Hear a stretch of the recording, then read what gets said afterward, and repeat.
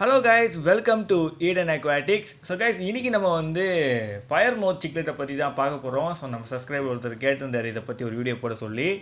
So guys, இந்த cichlids பிகினர்ஸ்க்கு ஒரு வரம்னு சொல்லலாம். ஏன்னா பிகினர்ஸ் யாராவது சிக்லெட் வளர்க்கணும்னு நினச்சிங்கன்னா அந்த ஆஸ்கரு மற்ற மீன்கள்லாம் இருக்கும் பாருங்கள், அதில் இந்த ஃபயர் மவுத்தும் நீங்கள் சேர்த்துக்கலாம். ஸோ இந்த ஃபயர் மவுத் சிக்லெட்லாம் பார்த்தீங்கன்னா ரொம்ப அக்ரெசிவ்லாம் கிடையாது.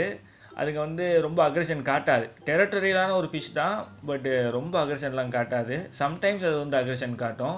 ஸோ இதுக்கு நீங்கள் கரெக்டான டேங்க் மெஸ்லாம் central American and South American cichlids எல்லாம் சூஸ் பண்ணலாம்.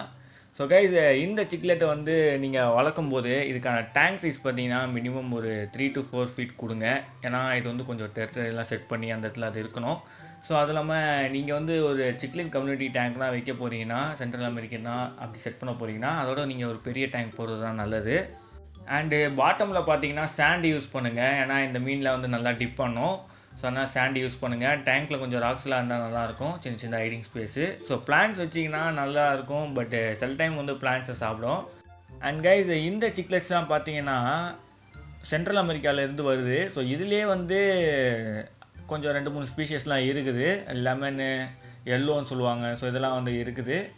ஸோ அந்த ஸ்பீஷஸ் பற்றிலாம் நம்ம அப்புறமா பார்க்கலாம். ஸோ இப்போதைக்கு நம்ம ஃபயர் மவுத்து மட்டும் பார்க்கலாம்.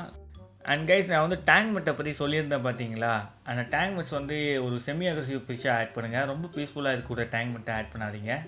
அப்படி இல்லைனா கொஞ்சம் பீஸ்ஃபுல்லாக கொஞ்சம் பெரிய சைஸ் மீனாக இருக்கிறதா பார்த்து ஆட் பண்ணுங்கள். ரொம்ப சின்ன சைஸ் மீன் வேணாம். அண்ட் கைஸ், இந்த மீனை ப்ரீட் பண்ணுறது ஈஸி தான். ஈஸியாக அது பேர் ஆயிடுச்சுன்னா அதுங்களே அப்புறம் எல்லாம் பண்ணிக்கும். ஸோ இதில் நீங்கள் மெயில் அண்ட் ஃபீமேலே எப்படி ஐடென்டிஃபை பண்ணுறதுன்றதை நான் உங்களுக்கு சொல்கிறேன். ஸோ ஃபயர் மவுத் சிக்லெட்ஸ்லேயே மட்டும் கிடையாது, நான் உங்களுக்கு எல்லா வீடியோலையும் சொல்லியிருப்பேன். சிக்லெட்ஸில் ஈஸியாக நம்ம ஐடென்டிஃபை பண்ணோன்னா அது ஃபின்னை வச்சு தான். முதல்ல லேடிஸ் ஃபஸ்ட்டுன்னு சொல்கிற மாதிரி ஃபீமேல் எடுத்திருக்கேன். ஸோ ஃபீமேல் பார்த்தீங்கன்னா அதோட டார்சல் ஃபின், ஆனல் ஃபின்லாம் பார்த்தீங்கன்னா ஷார்ப்பாக சின்னதாக முடிஞ்சிருக்கும். அண்ட் கலரும் பார்த்தீங்கன்னா லெஸ்ஸாக இருக்கும். அண்ட் மெயில் பார்த்தீங்கன்னா நல்லா கலர்ஃபுல்லாக இருக்கும் கைஸ். அண்டு அதோட டார்சல் ஃபின், ஆனல் ஃபின்லாம் பார்த்தீங்கன்னா ஷார்ப்பாக கொஞ்சம் நீட்டமாக முடிஞ்சிருக்கும். ஸோ இதை வச்சு நம்ம ஈஸியாக மெயில் அண்ட் ஃபீமேலை ஐடென்டிஃபை பண்ணிடலாம். ஸோ அப்படி உங்களுக்கு ஐடென்டிஃபை பண்ண கஷ்டமாக இருக்குன்னா பாடி சைஸு, மெயில் பார்த்தீங்கன்னா பெருசாக இருக்கும், ஃபீமேல் சின்னதாக இருக்கும். ஸோ அதை வச்சு நீங்கள் ஐடென்டிஃபை பண்ணிடலாம். ஸோ இதுக்கு ப்ரீட் பண்ணோன்னு வச்சுக்கோங்களேன், நீங்கள் டேங்க்குள்ளே இந்த ஃப்ளவர் பாட் இருக்கும் பாருங்கள். ஸோ அந்த மாதிரி ஒரு பாட்டை உள்ளே வச்சுட்டிங்கனாலே போதும், அதுக்குள்ளே போய் அவங்க எக்லே பண்ணி ப்ரீட் பண்ணிப்பாங்க. ஸோ கைஸ், இந்த மீனை நீங்கள் வளர்க்கணும்னு நினச்சிங்கன்னா உங்களுக்கு வாட்டர் பேராமீட்டர் தெரிஞ்சிருக்கணும். ஸோ வாங்க அதை தெரிஞ்சுக்கலாம்.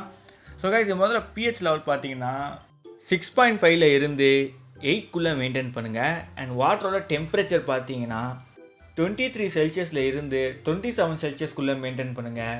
அண்ட் வாட்டரோட டிடிஎஸ் லெவல் பார்த்தீங்கன்னா 50 ppmல இருந்து 150 ppmக்குள்ளே மெயின்டைன் பண்ணுங்கள்.